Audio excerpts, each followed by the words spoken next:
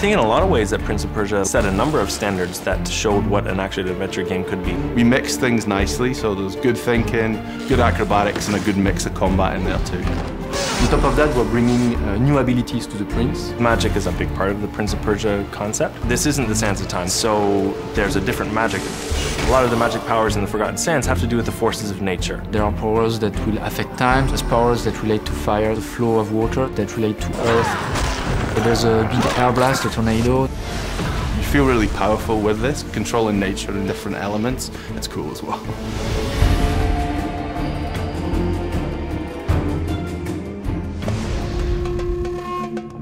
Razia is the name of the djinn. She's locked in this fountain. Jinns are creatures that are elemental. They showcase all the elements of nature. The prince is getting his powers from Razia. The powers are focused on elements of nature. What did you do? We use powers, of course, to control the environment, but the prince also uses them for mastery in combat.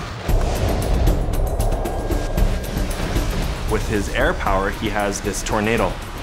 Enemies go flying off. The prince has the power we call dash. It allows him to leap 10, 15 feet to attack an enemy in air. We have a fire trail that the prince leaves behind him. Traps for his enemies in the middle of a combat. The ability to freeze water is excellent. It really refreshes the level design. It doesn't freeze the water as into ice, it more freezes them in time, so they become solid. Everything stops, and it's like, oh, now I can climb on that. Wall run on a water wall, use water poles, columns and things like this. We're also able to fire a blast, like an icy blast from the prince, so it's used in combat as well. Also have the power over earth. This acts as a shield. It makes you a stone armor, it makes you impervious to attack.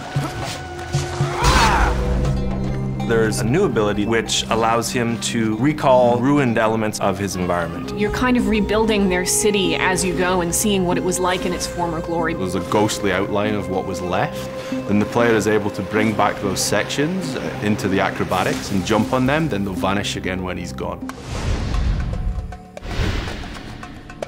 The rewind is back. It's used in other games now, but Prince of Persia is the game that invented it. From a technical point, it's really quite a complex system. It's difficult for us to do that, but we felt we were going back to the original trilogy. Rewind was an epic thing from those games. We needed it in the game. He's often going to be massively outnumbered through many of his fights. There's as many warriors as the grains of desert sand, so they're just everywhere. There's the bigger, stronger characters. Some of them are 30 feet tall. We have a final epic boss battle with an enemy that's absolutely massive.